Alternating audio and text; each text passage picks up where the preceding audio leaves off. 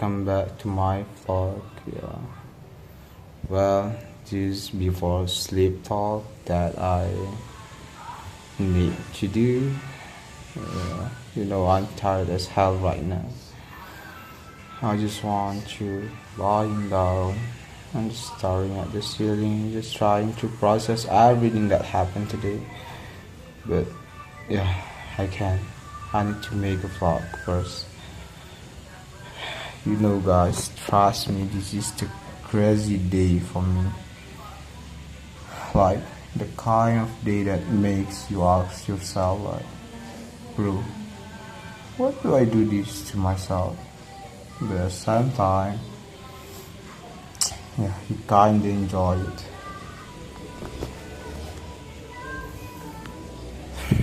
So yeah, let's just start my day story from the beginning. So this morning I woke up already with a feeling tired. Not because I slept late, but because my body just refused to cooperate. That feeling when you wake up and your bones are like, nope, not today. And yeah, that was me right now.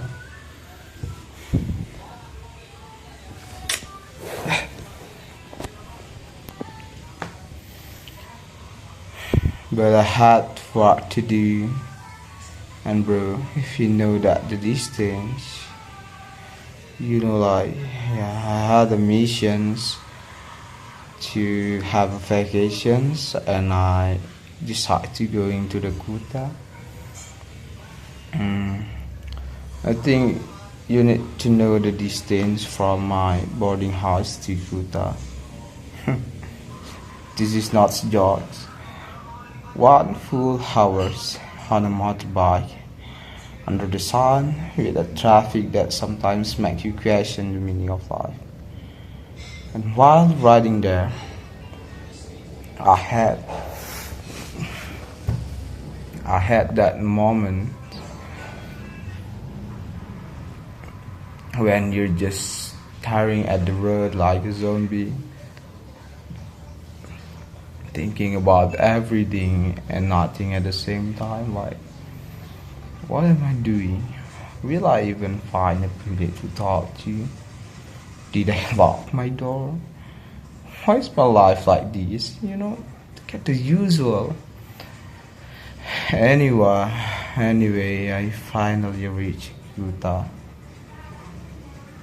The moment I arrived, no rest, no water, no sitting down, right away, flock down.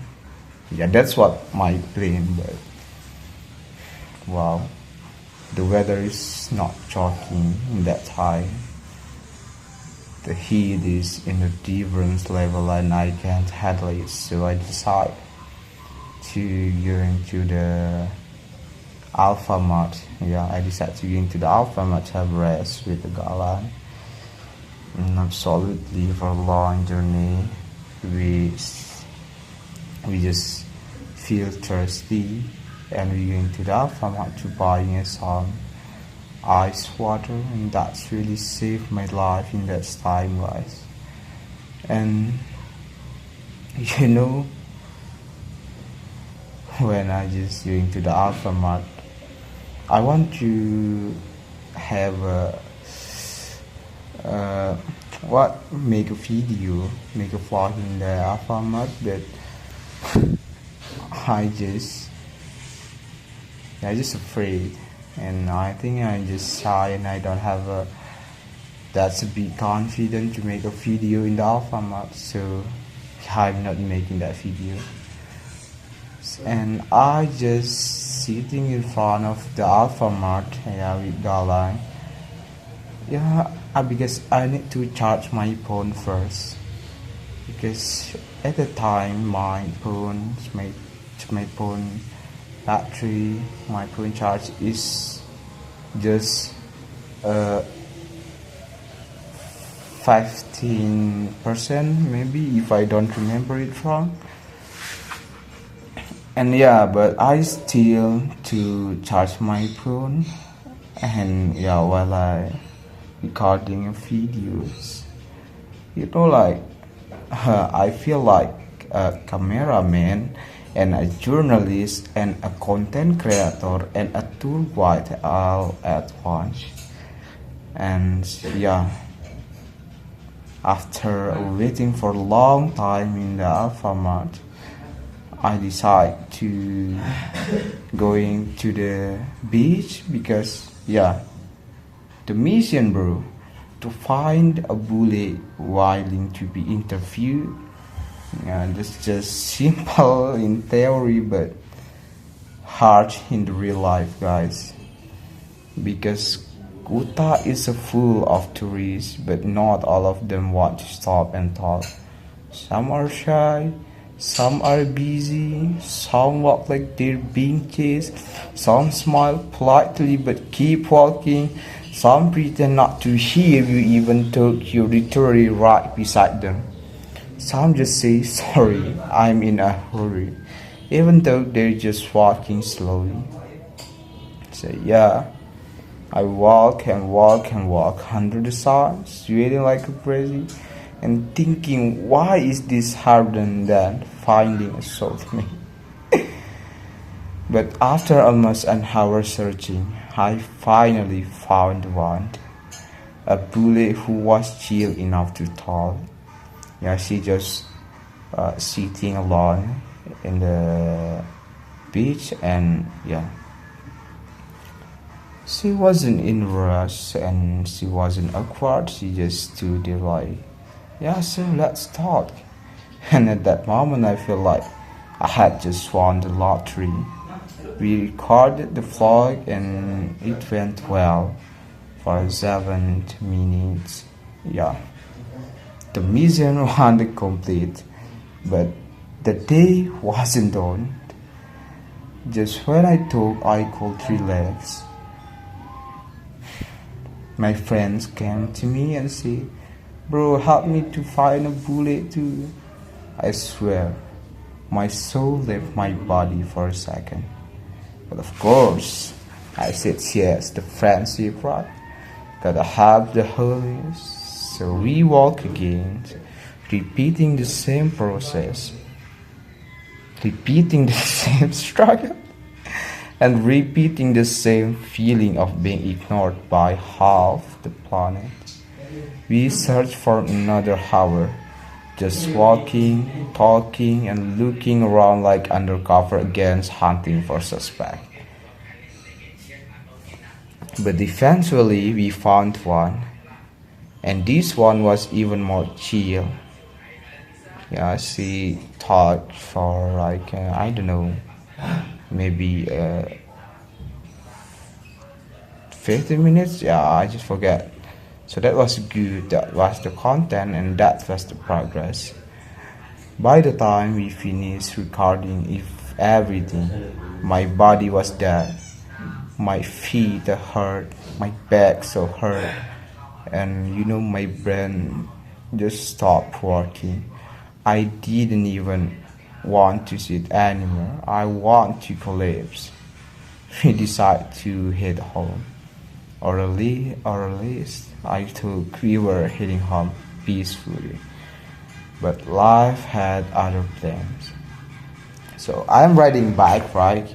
And I'm riding a bike, wind hitting my face, the sky starting to turn orange, and then I see someone familiar. Yeah. It was the same bullet from my friend's video, just walking alone on the side of the road. I slowed down and she recognized me. She said she was going back to her homestay, and guess what? His homestay was literally in the same directions as my friend's boarding house. Yeah, my place right now. So of course I gave him a lift. We talked a little on the way, small talk, simple stuff. Yeah, nothing deep. The kind of conversation where both of you are too tired to think. I dropped him off and she thanked me, and yeah, and I went straight to my friend's place. And when I arrived at the course of my friends, my boarding house of my friends, bro, the exhaustion hit me like a tsunami. Just wave of tiredness crashing over me. I sat down and I swear my soul almost left my body again. Yeah. You know that moment when you finally stop moving and suddenly your entire body realizes how tired it is? Yeah, that moment. I didn't even want to talk and didn't want to think and didn't want to move. Just breathe, like just exist.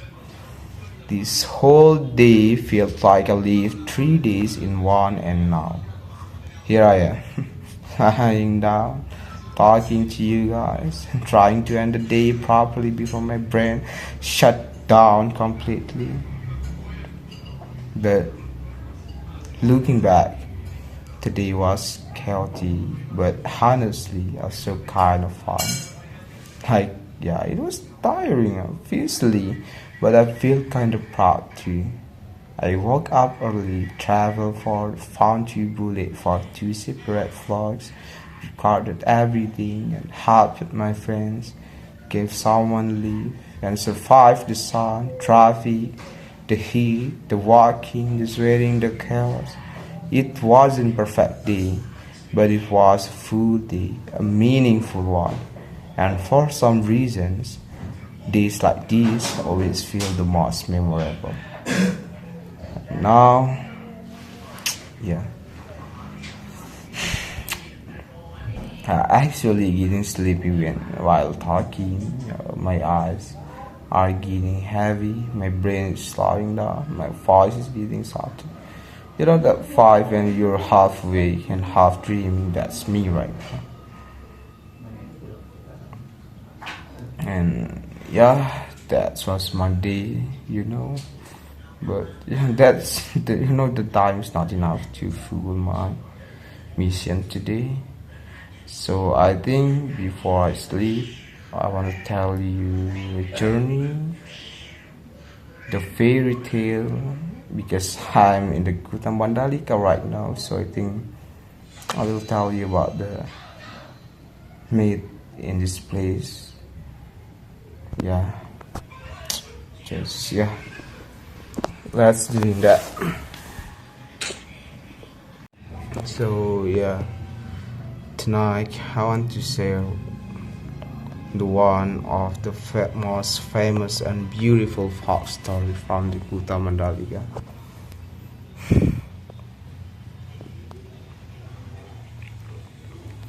You know the story that has lived for centuries, a story whispered by the waves and carried by the wind, and remembered by the people who grew up near these shores. This is the legend of Putri Mandalika. Long, long ago, guys, before the Kuta becomes the busy and colorful place we know today,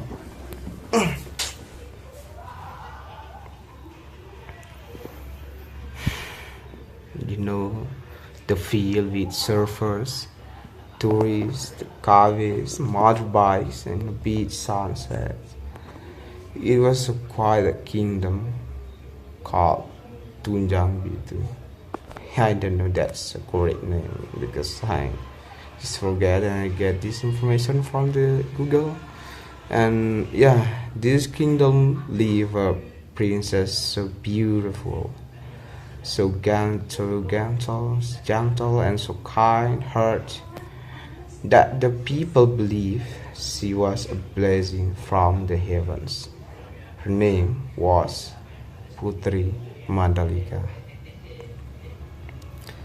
People say her beauty wasn't just in her face, but yeah, it was in the way she spoke softly to everyone. the way she treat the village equally, the way she smile like sunrise touching the water. As she grew older, the news about her beauty spread far and wide. Kings, princes, warriors, many came from the distant place to ask for her hand in marriage. Some broke the treasure, some broke the truths, some broke promises of kingdoms. But all of them broke the same thing, the pressures. The kingdom became tense, rival kings argued, the war felt close. The people worried something terrible would happen. Putri Mandalika realized if she chose one sweeter, war might break out. But if she refused them all, the princess might also fight for the power. She wanted peace, she wanted harmony, she wanted everyone in the land to live without fear. So she made a decision that would change everything. One early morning, before the sun painted the sky, Putri Mandalika asked all the suitor and her people together on the cliffs of Sagar Beach. Right in the heart of what we know called Mandalika. The waves were calm, the wind was gentle. Everyone waited, confused but curious. Then the princess stepped forward.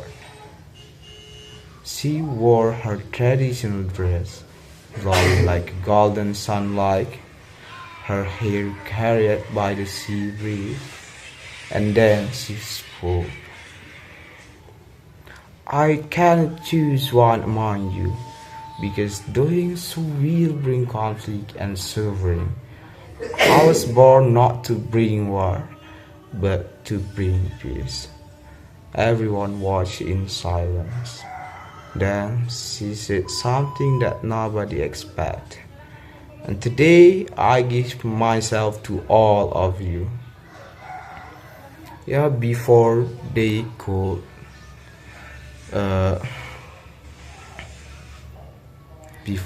could just understand what she means, the princess runs straight toward to the edge of the cliff and leaped into the sea. People just screamed, the waves crashed, but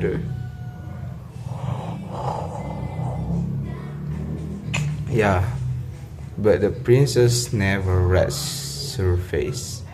The ocean swallowed her, and silence fell on Sagar Beach.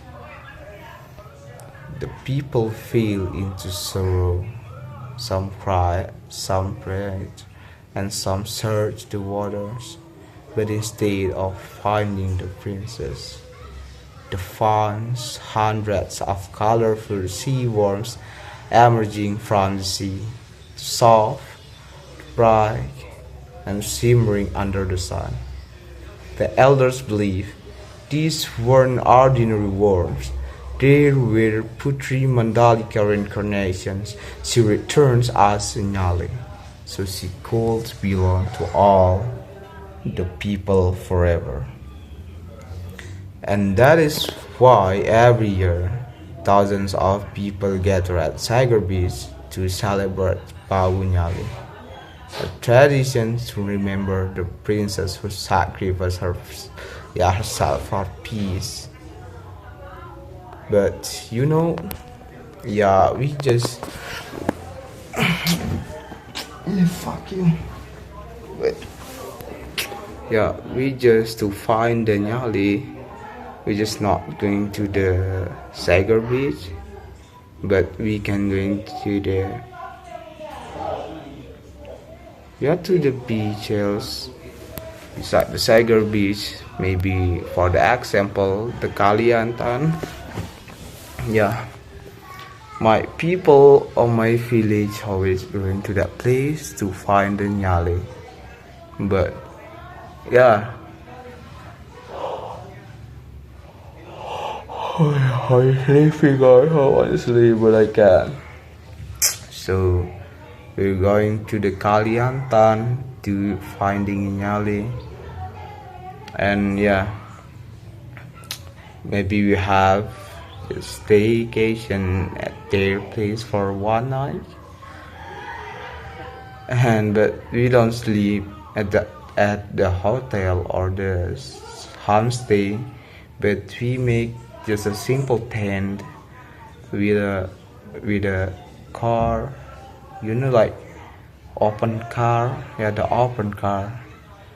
We're going with our lot of family in my village, my my auntie, my uncle, my parents, my the all of us family, the all of our family just joining at that time. But I have the culture shock maybe when I go into that place because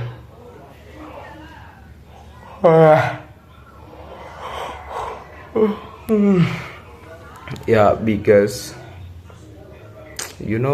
when the people getting start to going to the sea to try to catch the nyali, they are always just showed like the all of the bad words just showed. I don't know why they're doing that, because why you just need to speaking so low, and that you speak is not a good word but a bad word. Some people always says that's the way to try to call the nyali, but I think that's just a bad meat, because you call the reincarnation of Putri Mandalika with that's a bad words. Fuck you. And what are they gonna talking again?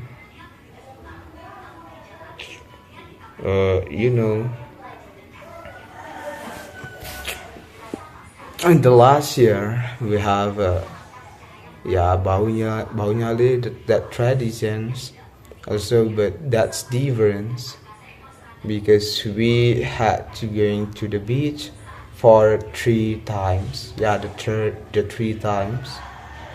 I don't know why. My uncle just says that's because we make wrong date, and the nyali is not come, so we just waiting for the one night. We can't get anything. We just enjoy the vibe in the Kaliantan.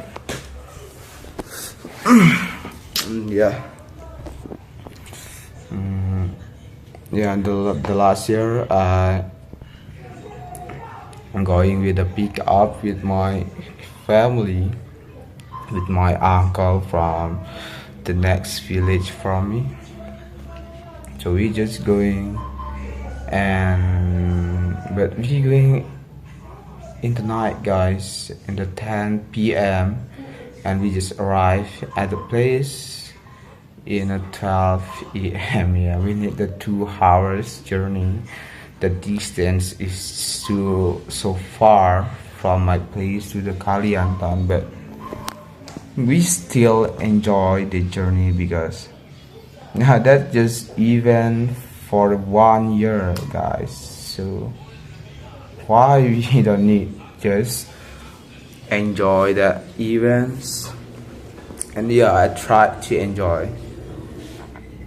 And my favorite activity when I going to that event, to the Baunyali, that's not to Katinyali, because honestly I have traumatis with the sea, not just the sea but with the river, because I can't swim, so I'm afraid to go into the Katinyali, because simple I can swimming, guys. I get that traumatic because when I was a kid, I have friends. The name is Yalinga. Yeah, every time he just see me just walking beside the river, he always pushes me to the river. And yeah, in that time I can't swim, so I almost died. But lucky, I always have the people help me, and that's not just one time, guys. That not just one time, but I think of 5 times or 6 times. I don't know. I just forget, and that's my fucking friends. Yeah, still make me trauma until now. And yeah, that's why when I going uh, to the Kuta, to the Kaliantan to find the Nyali, I'm not going to the cats, the Nyali. Even you know that's a main agenda when we are going to the Kaliantan, but I afraid to doing it. So yeah, I choose to going to the explorer area. Yeah, yeah, I prefer to doing that and just enjoying the beach with a lot of people. Yeah, I'm just doing that. Maybe guys, for last story, I will tell you the story of the night from my village. Maybe I what happened to me. Yeah, I just want to tell you the mind because honestly I don't know what I'm gonna talking again right now. So yeah, let's just start to telling you the myth in my place. For close my day right now, we were going to talk about something really strange. Yeah, just something I personally experienced when I was a kid. This one's about a myth that says, never cut food at night, or you'll be visited by the herdsman. Yeah, the herdsman at night, guys. That sounds so strange, right? But that's the real story that's really happened to me. That's my experience. So, well, I used to think, yeah, back then I was still in elementary school in that style.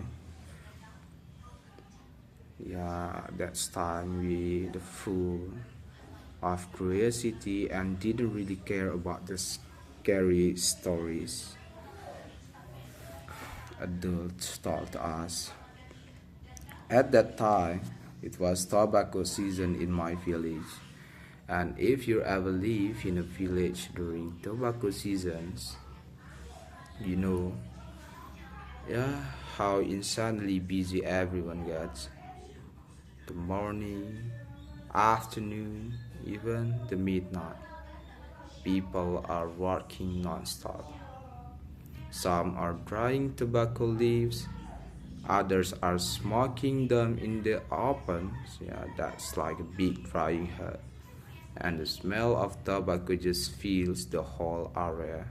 It's loud, warm, and kind of cozy in its own way. So one day during these crazy busy seasons, I was on hanging out with my family near the open. Everyone was walking, chatting, logging, smoking, and sometimes arguing a little. Just village life at it mostly. And then someone started talking about that meat. They said, you know what? You should never cut food at night, or else the herdsman will come to you. At first, I didn't really care. I mean, come on, who cuts food at night, right? I think it was just another old people's story meant to scare kids. So I logged it off and went back to watching everyone watch. Now, fast forward to the later that night. It was already midnight. We had just finished unloading some dried tobacco from the oven. The air was still warm and smelled like smoke and wood. And after unloading, there's this thing we usually do called belaka. Yeah, basically untying or removing the tobacco leaves from the stick they were dried on. Yeah, it takes forever. We need a long time, sometimes until midnight or even past that. Yeah, and since I was just a kid, I wasn't really helping much. I got bored, super bored. So while everyone was busy talking and laughing, I took a seat on the Garadeka. Yeah, that's like a small wooden cart we used to move things around. I sat there alone, kind of spacing out, facing the rivers, and then behind me was my family still busy with the tobacco. In front of me, the river with the big stones scattered around, and on the other side of the river, just darkness. Yeah, trees, bushes, and a little open field we call Gawa in Sasa. It looks so quiet, but also kind of spooky at night. Now, this is where it gets weird. Out of nowhere, I noticed this big knife or bate, as we call it, and a piece of wood lying nearby. And for some reasons, maybe because I was bored or maybe just dumb curiosity, I pick up the knife and the wood and start to cutting it. Yeah, midnight, alone, and facing a dark forest, and I decide to start chopping wood. Pretty darn right. But I didn't even think about the meat at that moment. So there I was just cutting the wood, talk, cutting wood slowly. At first, nothing happens. It was just me and the sound of insects, and the faint chatter of my parents behind me. Then suddenly, ding ding ding ding ding, I froze. Why I froze? That's not the sounds of the people uh, selling the ice or yeah the food. It was the sounds of a bell, like the kind tied around a cow's neck. A cow, a cow. You know that sounds right, soft, metally, echoing in the night air. But the thing is, there were no cows around none. And that sound, it wasn't far. It feels like it was coming from across the river. I stopped moving. The knife slid from my hand a little, and I just sit there and listening. Yeah, you know what? Because yeah, I don't know. I don't know, guys. I just stopped moving. The knife slid from my hand a little, and I just sit there, just listening. Ding, ding, ding, ding, ding. It kept ringing, slowly, rhythmically, like someone was walking with it. Step, step, step, step, step. The bell ringing every few seconds. I remember my heart started pounding. Yeah, I tried to look into the darkness, squinting, hoping to see something, but all I saw was blackness, the faint outline of the trees, and the shimmering reflections of the moon on the rivers. Then the sounds got closer. Ding, ding, ding, ding. And that's when I remembered the meat. don't cook food at night or you'll be visited by the herdsman. I swear, I swear to God, I got a goosebump instantly. I want to run, but my legs just won't move.